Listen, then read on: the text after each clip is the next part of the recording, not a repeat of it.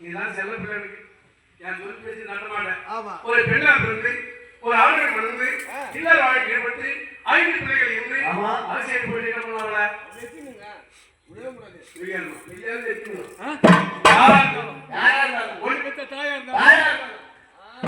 சத்தியமா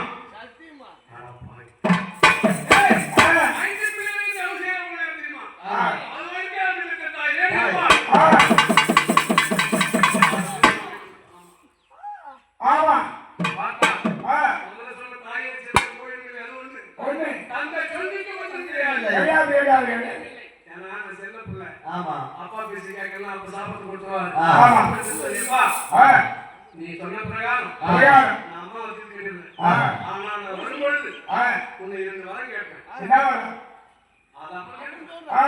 நான் வந்து கேட்கும்போது கண்டிப்பா கொடுத்துடணும் சொல்லி ஆயிரத்து சென்று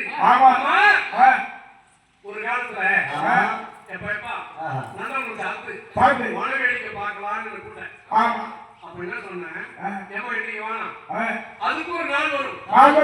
அன்னைக்கு சொன்னே அந்த நாள் வந்துட்டு மனவேடிக்கை போறாம போய் பார்த்து சொல்லாமா அப்படி சொல்லி உரிமை தேடி தேடி அம்மா போறாங்க.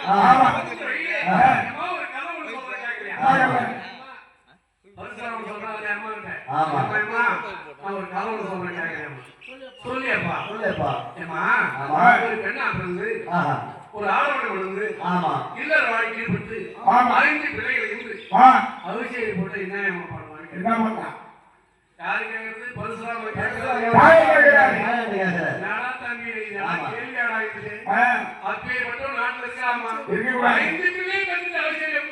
ஆனா எங்க அம்மாவுக்கு தெரியாது. ஆமா அம்மாவுக்கு தெரியாது. சொல்றாங்க 5 பிள்ளைகளை இருந்து இல்லற வாழ்க்கை ஈடுபட்டு கணவனுக்கு இருந்து அபிஷேகம் பண்ண சும்மா விடுறதா யாரும் எடுக்கலாமா? நீ யாரும் எடுக்கலாமா? யாரும் என்ன அப்ப பார்த்தார் யாரு பரிசுராமன் பயம் வந்துச்சு. பரிசுராமன் உள்ளவங்களாச்சு ஓடுறாங்க ஓடுறாங்க ஓடுறாங்க.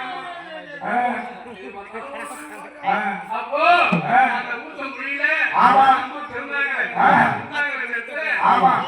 வெளியில வச்சு காய வச்சு கட்டாங்க.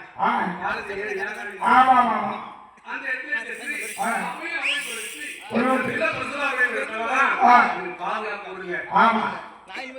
ஒரு ஏரியாக்களிலும் நம்ம போட்டு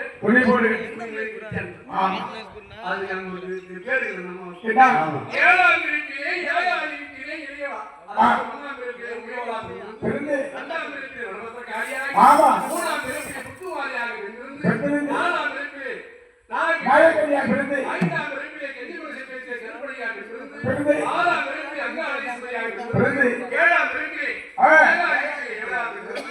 8ஆம் பிரிப்பிலே கிருஷ்ணக்கு காரியாகி 9ஆம் பிரிப்பிலே உயர்வாக இருந்து 10ஆம் பிரிப்பிலே பாலில் பாம்பாகி விழாகி உயர்ந்து கிராமத்திலே காட்டி பூஜைவாகி புரிதாவரி மாறி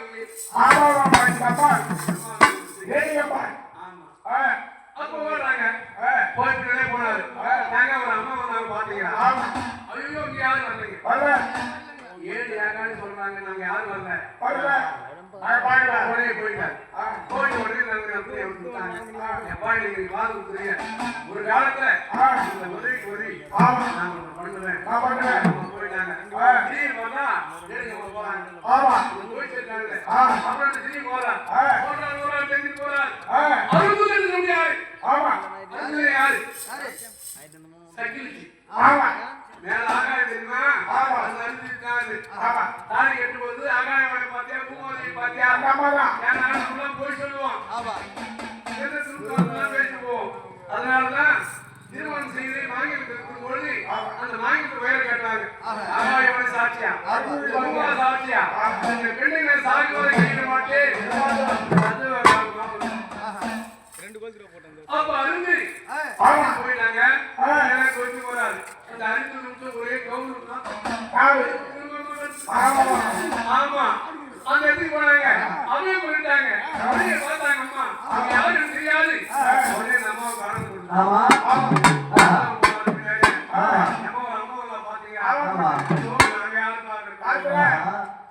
போயிட்டாங்க. அம்மா கூட்டாங்க பார்த்தா அம்மாவும் தெரியும் அம்மாவும் பேசிக்கிறாங்க.